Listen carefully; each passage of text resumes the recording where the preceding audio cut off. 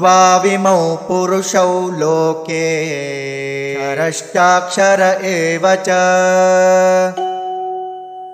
क्षरः सर्वाणि भूतानि कूटस्थोऽक्षर उच्यते। द्वौ इमौ पुरुषौ लोके क्षरः च अक्षरः एव च क्षरः सर्वाणि भूतानि कूटस्थः अक्षरः उच्यते। द्वाविमौ पुरुषौ लोके क्षरश्चाक्षर एव च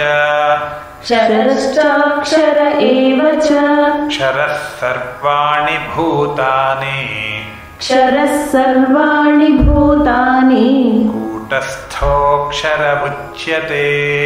कूटस्थोऽक्षर उच्यते।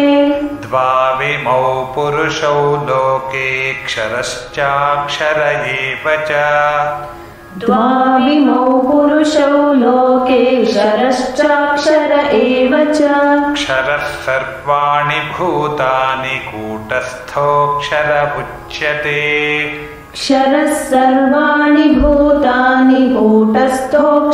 उच्यते।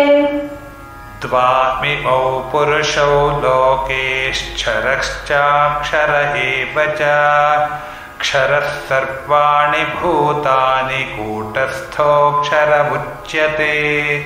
द्वाविमौ पुरुषौ लोके क्षरश्चाक्षर एव च क्षरः सर्वाणि भूतानि कूटस्थोऽक्षर उच्यते।